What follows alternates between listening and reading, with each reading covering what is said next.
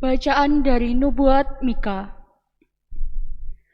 Beginilah firman Tuhan. Hai Betlehem di wilayah Efrata, hai engkau yang terkecil di antara kaum-kaum Yehuda, daripadamu akan bangkit bagiku seorang yang akan memerintah Israel, yang permulaannya sudah sejak purbakala, yang sudah ada sejak dahulu kala. Ia akan membiarkan mereka sampai saatnya perempuan yang mengandung itu telah melahirkan. Lalu saudara-saudaranya yang masih ada akan kembali kepada orang Israel. Maka ia akan bertindak dan akan menggembalakan mereka dalam kekuatan Tuhan, dalam kemegahan nama Tuhan Allahnya. Mereka akan tetap tinggal, sebab sekarang ia menjadi besar sampai ke ujung bumi, dan dia menjadi damai sejahtera. Demikianlah sabda Tuhan. Syukur kepada Allah. Mazmur tanggapan. Refren, aku bersuka cita dalam Tuhan. Aku bersuka cita dalam Tuhan. Ya Tuhan, kepada kasih setiamu aku percaya. Hatiku bersorak-sorai karena penyelamatanmu. Refren, aku bersuka cita dalam Tuhan. Aku mau menyanyi untuk Tuhan, karena Ia telah berbuat baik kepadaku. Refren, aku bersuka cita dalam Tuhan.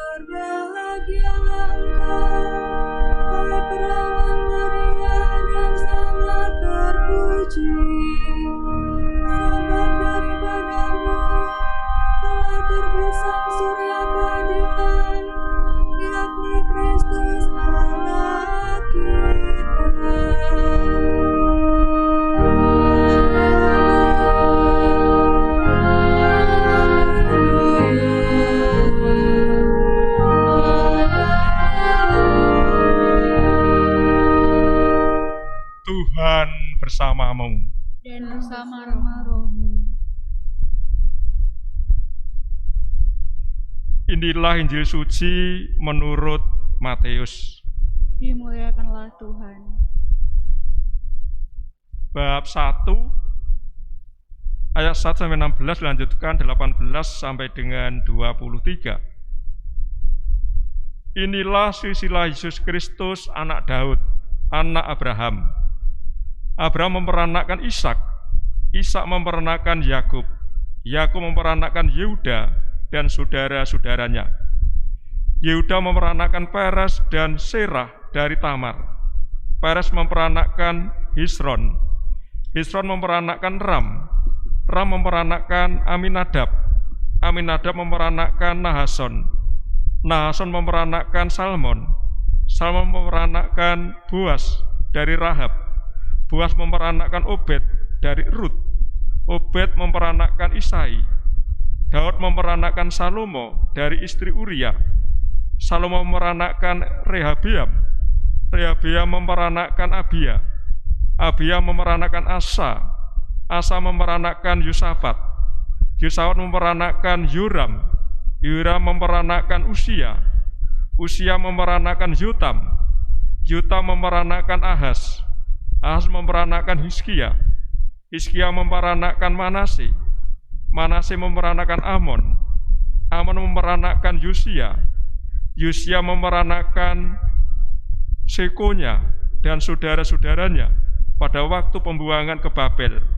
Sesudah pembuangan ke Babel, Sekonya memeranakan Sealtiel, Sealtiel memeranakan Zerubabel, Zerubabel memeranakan Abihud, Abihud memeranakan Eyakim, Eyakim memeranakan Asor, Asor memeranakan Sadok, Sadok memeranakan Akim, Akim memeranakan Elihud, Elihud memeranakan Eleasar, Eleasar memeranakan Matan, Matan memeranakan Yakub, Yakub memeranakan Yusuf suami Maria yang melahirkan Yesus yang disebut Kristus. Kelahiran Yesus adalah sebagai berikut.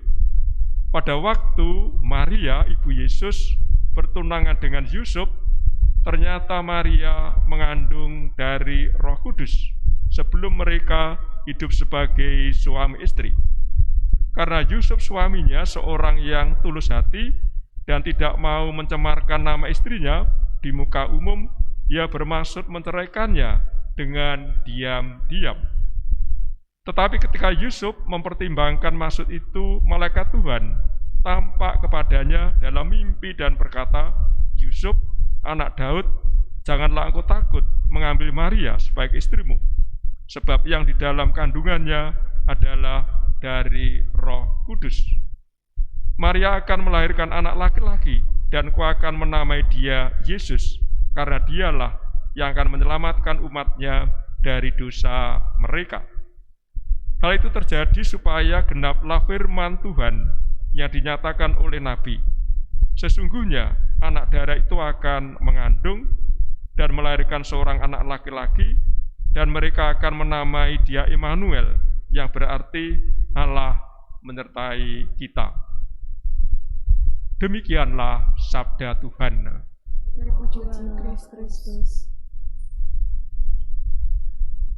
Tingkatan hari dalam gereja Katolik, gereja kita tidak sama. Ya mirip anak tangga. Saya katakan berulang-ulang. Anak tangga yang pertama itu yakni hari biasa. Hari biasa itu kita dengarkan kemarin dan juga besok. Sebagai contoh, hari Selasa biasa ke-23, hari Kamis biasa ke-23. Ini yang kita dengarkan setiap misa dalam pengantar itu.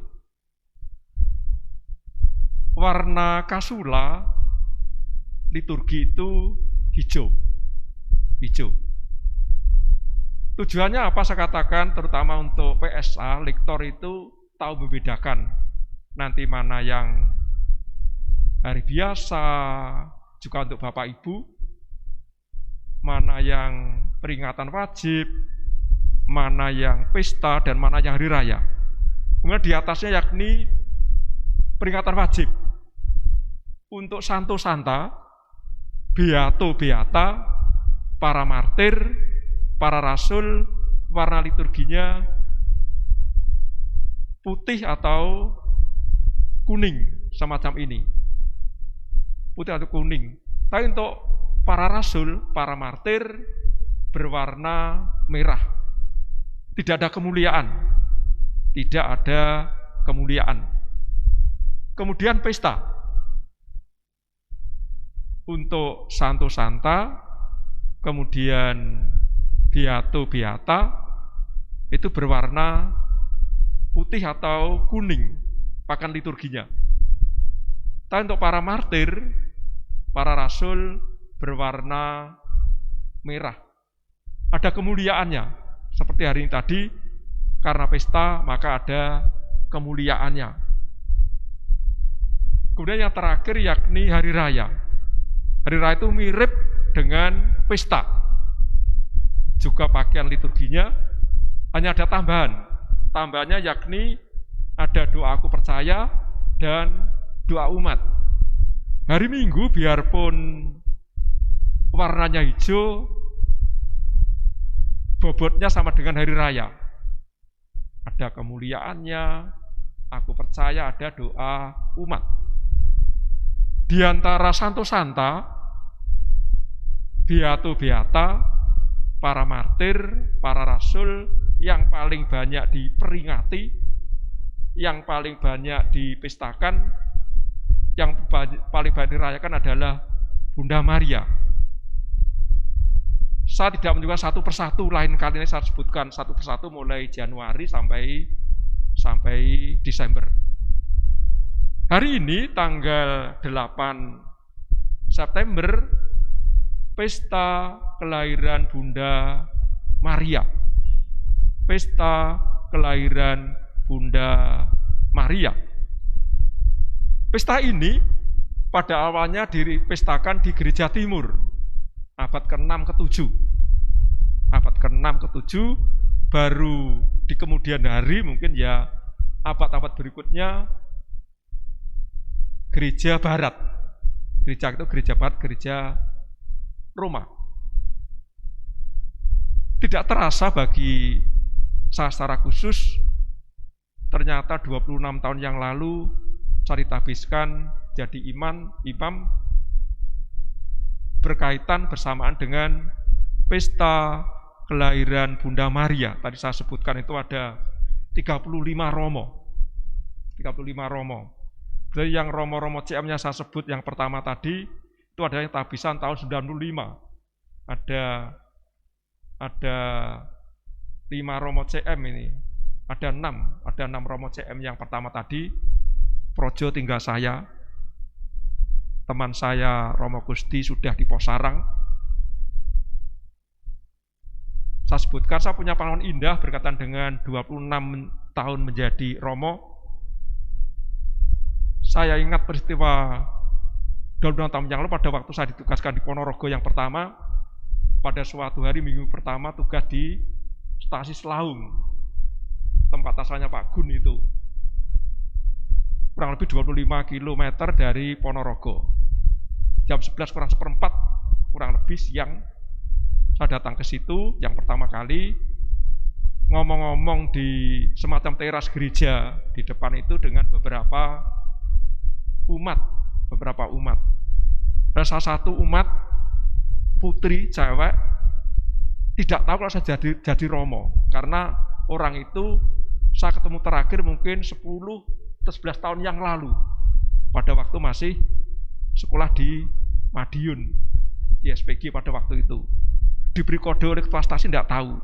Mungkin pertanyaan yang ngomong-ngomong, mengapa kamu sampai ke sini? Ke saya atau ngomong-ngomong itu? Ya saya sambil jawab, saya hanya dulan. Saya ikut Mas Puji itu adalah supir dari paroki. Itu pengalaman yang pertama. Pengalaman yang lain, pada waktu sakramen tobat di Wlingi, menjelang penguatan, ada 2 romo itu tempat sakramen tobatnya sebelah kanan dan sebelah kiri.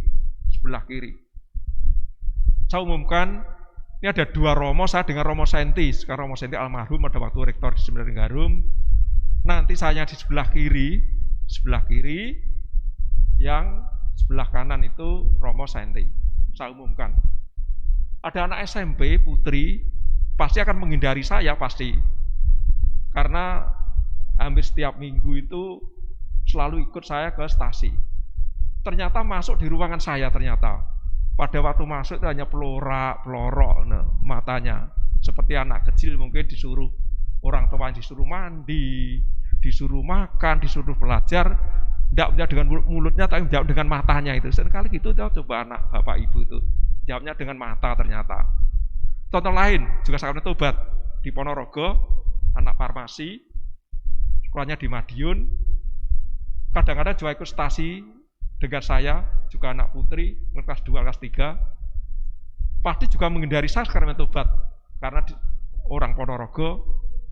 Ternyata pada waktu saya sakramen tobat itu membantu di Mater Dei Madiun, ada 4-3 romo, ternyata masuk juga ruangan saya, juga tidak bisa ngomong ternyata. Saya tunggu lama sekali, kok tidak ngomong-ngomong, saya suruh ngomong malah bingung, cepat ngomong ayo. Itu contoh. Ini masih banyak contoh yang lain, tapi ini ada satu contoh lagi. Ada anak kecil ya usia TK, sebut saja namanya Ayu, namanya anak putri ya sebut. Lebih mudah ya anaknya Ayu dipanggilnya Meme. Orang tuanya biasanya tempatnya di sana agak kiri, saya selalu tahu ada hari Minggu. Anak kecil itu TK itu ternyata jalan dari belakang itu loh. Maju mundur. Itu minggu ini sampai pertengahan itu. Aman, tidak ada umat yang memberitahu. Minggu berikutnya atau 2 minggu berikutnya lagi, maju mundur sampai sini. Aman, maju mundur akhirnya kembali ke orang tuanya. Berikutnya lagi, maju mundur, berikutnya lagi tidak maju mundur, langsung dari sana dari sini langsung. Setelah ini dia langsung naik ke altar. Waktunya Injil khotbah itu, setelah Injil khotbah di belakang saya pegang kasulah saya dengan jubah saya itu untuk main-main di situ. Disuruh turun oleh lektor, tidak mau, oleh Miss Dinar, malah tangannya gini. Kemudian saya pasti istirahat sebentar toh khotbahnya, saya sambil beritahu itu kalau di sana loh bapak ibumu nunggu, cepat cari bapak ibu, makanya baru turun. Minggu berikutnya aman toh, aman. Dari sana langsung maju. Yang ketir-ketir ibunya cerita ke saya, itu mengece Romo itu ke saya. Kalau ibunya ketir-ketir itu bahagia sekali Romo anak saya itu. Ke sana langsung, ke sini. Ibunya ketir-ketir karena waktunya bacaan itu. Ketir-ketir kalau naik ke sini. Kalau tiba-tiba naik dekat saya mungkin pada waktu misa saya tahu. Ketir-ketir cerita ke saya itu. Ketir-ketir nah jangan-jangan naik. Ternyata enggak. Ke sana langsung ke sini. Ke sana mendekati temannya yang anak kecil di sana. Menemani, tapi ibunya sudah ketir-ketir. Jangan-jangan anak saya nanti naik dekati Romo lagi, jangan-jangan ya. Yang mau saya katakan hubungan dengan sharing pengalaman indah ini juga dengan ulang tahun Tabisan, ini ada 35 Romo, yang disebut yang pertama tadi Tabisan 95, kemudian baru ada itu 3 tahun berikutnya angkatannya Romo Otong. Romo Otong itu tanggalnya juga tanggal 8 September. Ada 35 Romo, sehingga dengan sharing singkat ini, dengan ulang tahun 35 Romo ini, muncul panggilan di paroki kita ini untuk menjadi suster, menjadi bruder, menjadi imam, juga jadi prater BHK. Ini harapan kita. Banyak panggilan-panggilan, benih panggilan di paroki kita ini. Berkat Allah menyertai kita semua.